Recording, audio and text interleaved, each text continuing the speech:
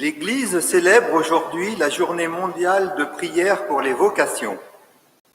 Prions pour ceux qui voudraient donner toute leur vie à Jésus et aussi pour toutes celles et ceux dont les charismes sont orientés vers le service des autres. Tu nous appelles à faire Église, parole d'amour, tu es notre Dieu. Et nous prenons le chant, tu nous appelles à faire Église.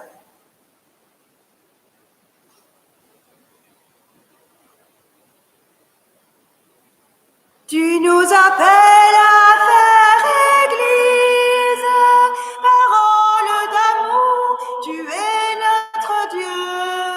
Tu nous appelles à faire Église, parole d'amour, nous sommes ton peuple. Tu nous appelles à être des vivants, parole d'amour, tu es notre Dieu. Tu nous appelles à sortir de nos tombes, parole d'amour, nous sommes ton peuple. Tu nous appelles à faire Église, parole d'amour, tu es notre Dieu. Tu nous appelles à faire Église, parole d'amour, nous sommes ton peuple. Tu nous rassembles de tous les horizons, parole d'amour, tu es notre Dieu. Tu nous rassembles pour vivre nos baptêmes, parole d'amour, nous sommes ton peuple. Tu nous appelles à faire Église, parole d'amour, tu es notre Dieu. Tu nous appelles à faire Église. Nous voici réunis au nom du Père et du Fils et du Saint-Esprit. Amen. Le Seigneur soit avec vous et avec votre esprit. Dieu nous appelle à faire Église, parole d'amour. Faire Église avec Jésus, qui est le bon pasteur. Mettre Jésus au centre de notre vie. Voilà la plus grande vocation de tout baptisé. C'est Jésus nous a appris que Dieu est un Dieu d'amour, Dieu de miséricorde. Au début de cette Eucharistie, nous allons nous confier à la miséricorde de Dieu afin qu'il nous lave de tout péché.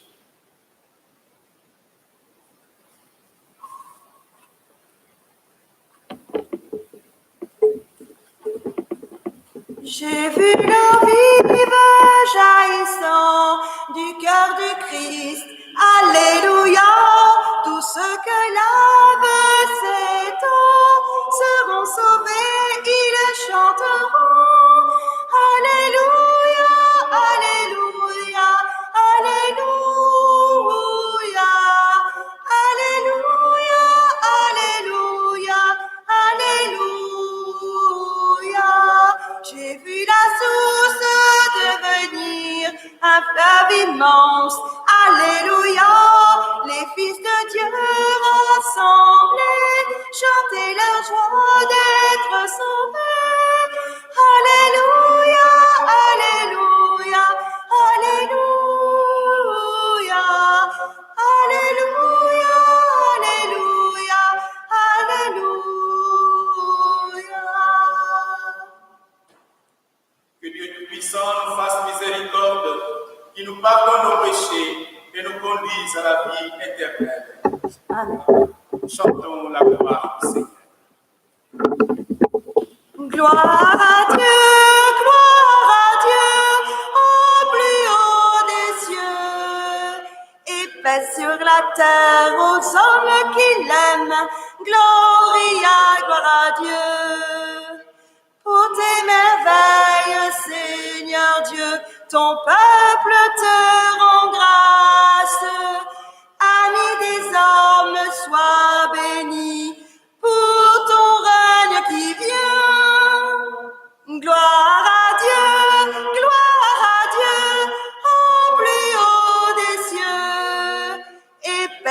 la terre aux hommes qui l'aiment. Gloria, gloire à Dieu. À toi les chants de fête, par ton Fils bien-aimé dans l'esprit. Sauveur du monde, Jésus-Christ, écoute nos prières.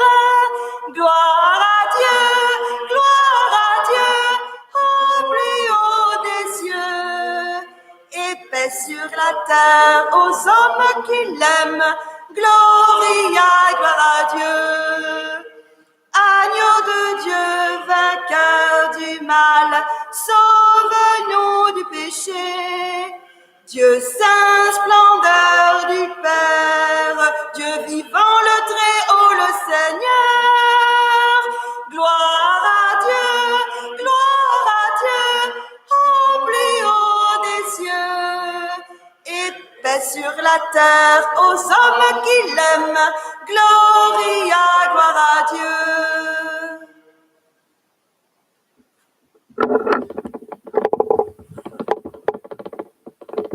Prions le Seigneur.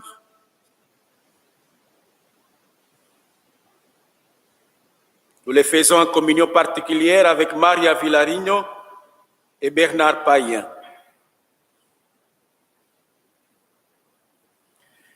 Dieu éternel et tout-puissant, guide-nous jusqu'au bonheur du ciel. Que le troupeau parvienne, malgré sa faiblesse, là où son pasteur est entré victorieux. Lui qui règne avec toi dans l'unité du Saint-Esprit, maintenant et pour les siècles des siècles. Amen.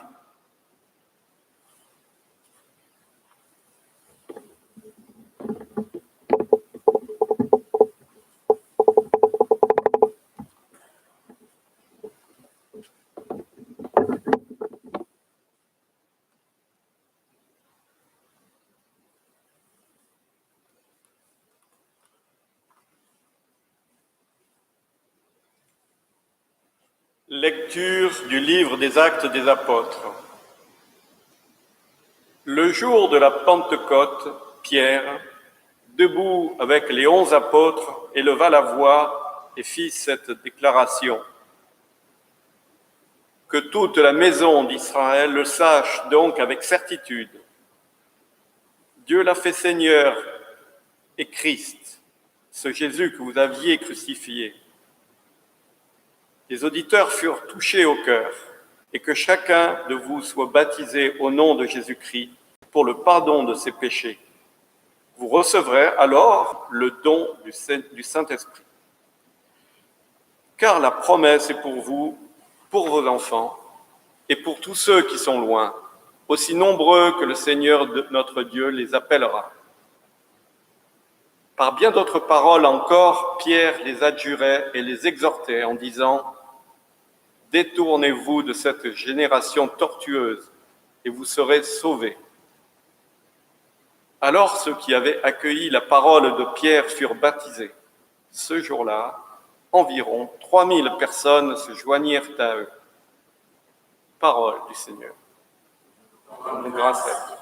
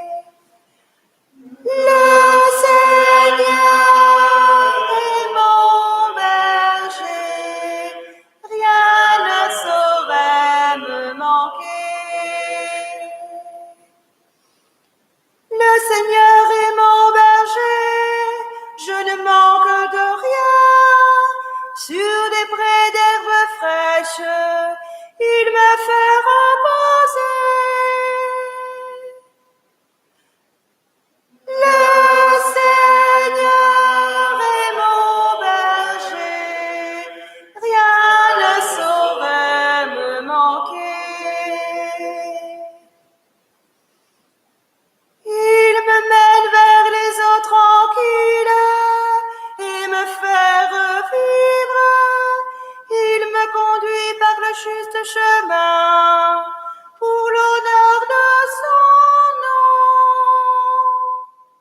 Le Seigneur est mon berger, rien ne saurait me manquer.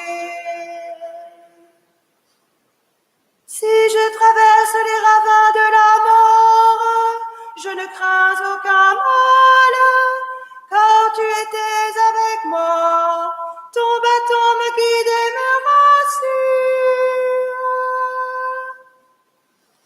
Le Seigneur est mon berger, rien ne saurait me manquer. Tu prépares la table pour moi devant mes ennemis. Tu répands le parfum sur ma tête, ma coupe est débordante. Le Seigneur est mon berger, rien ne saurait me manquer. Grâce et bonheur m'accompagnent tous les jours de ma vie. J'habiterai la maison du Seigneur pour la durée de mes jours. Le Seigneur est mon berger, rien ne saurait me manquer.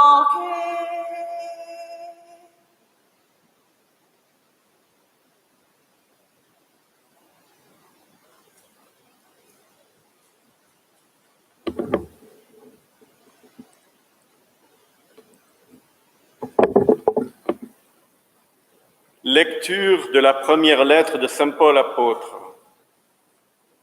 Bien-aimés, si vous supportez la souffrance pour avoir fait le bien, c'est une grâce aux yeux de Dieu.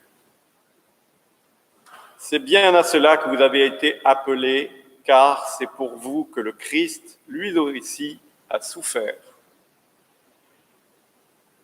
Il vous a laissé un modèle afin que vous suiviez ses traces. Lui n'a pas commis de péché dans sa bouche, on n'a pas trouvé de mensonge. Insulté, il ne rendait pas l'insulte. Dans la souffrance, il ne menaçait pas, mais il s'abandonnait à celui qui juge avec justice. Lui-même a porté nos péchés dans son cœur, dans son corps, sur le bois, afin que, morts à nos péchés, nous vivions pour la justice. Par ses blessures, nous sommes guéris. Car vous étiez errants comme des brebis, mais à présent, vous êtes retournés vers votre berger, le gardien de vos âmes. Parole du Seigneur. Rendons grâce à Dieu.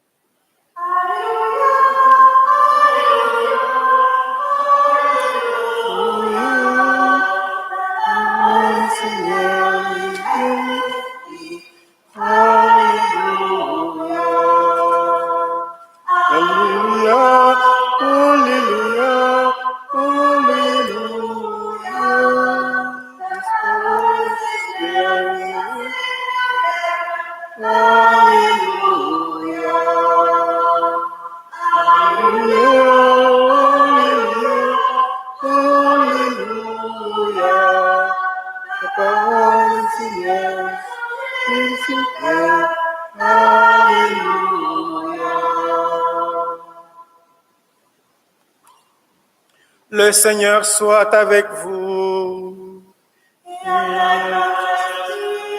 Évangile de Jésus-Christ selon Saint Jean. Gloire à toi, Seigneur. En ce temps-là, Jésus déclara: Amen, amen, je vous le dis. Celui qui entre dans l'enclos des brebis sans passer par la porte mais qui escalade par un autre endroit, celui-là est un voleur et un bandit. Celui qui entre par la porte, c'est le pasteur, le berger des brebis. Le portier lui ouvre et les brebis écoutent sa voix. Ces brebis, à lui, il les appelle chacune par son nom et il les fait sortir. Quand il a poussé dehors toutes les siennes, il marche à leur tête et les brebis le suivent, car elles connaissent sa voix. Jamais elles ne suivront un étranger, mais elles s'enfuiront loin de lui, car elles ne connaissent pas la voix des étrangers. Jésus employa cette image pour s'adresser aux pharisiens, mais eux ne comprirent pas de quoi il leur parlait. C'est pourquoi Jésus reprit la parole. Amen, amen, je vous le dis. Moi, je suis la porte des brebis. Tous ceux qui sont venus avant moi sont des voleurs et des bandits. Mais les brebis ne les ont pas écoutés. Moi, je suis la porte. Si quelqu'un entre en passant par moi, il sera sauvé. Il pourra entrer, il pourra sortir et trouver un pâturage. Le voleur ne vient que pour voler, égorger, faire périr. Moi, je suis venu pour que les brebis aient la vie en abondance. Acclamons la parole de Dieu. Louange à toi, Seigneur Jésus.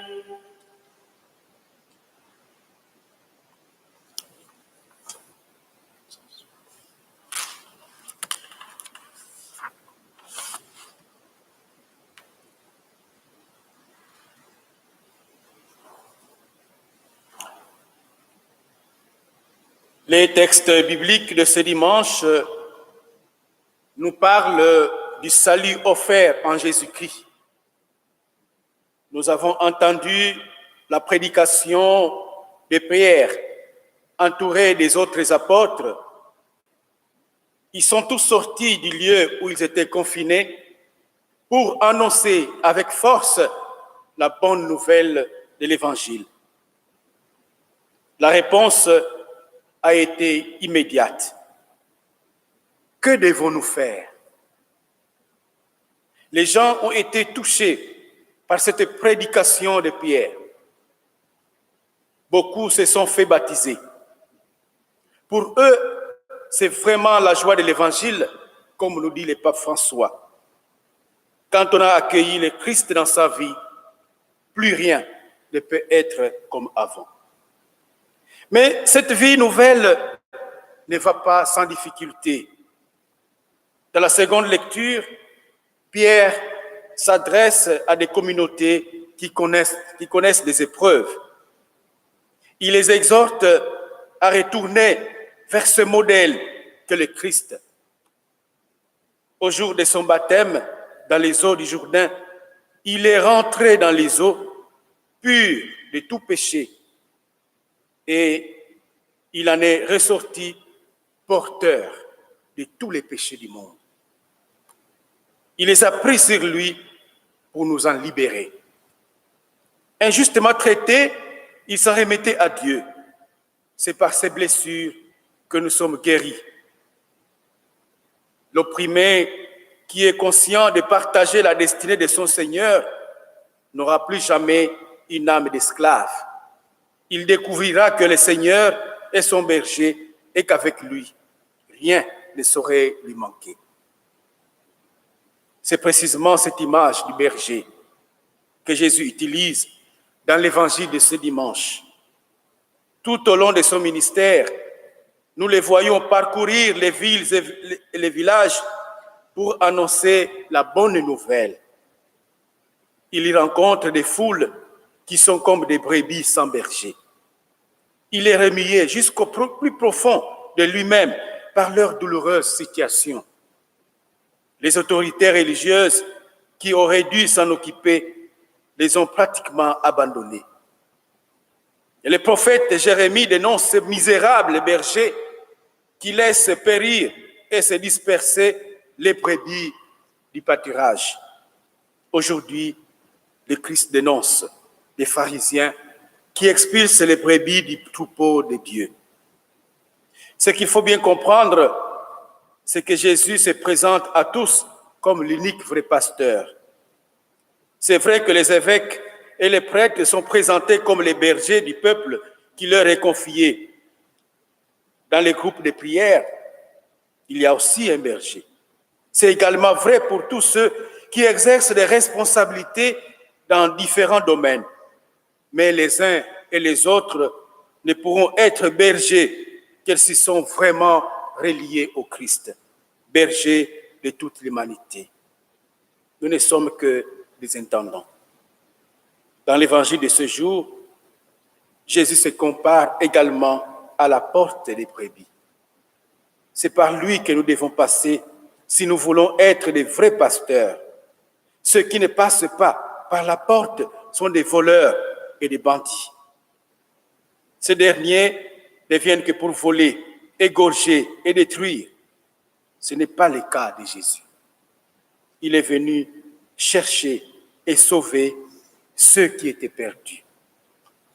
Il veut que tous les humains aient la vie en abondance.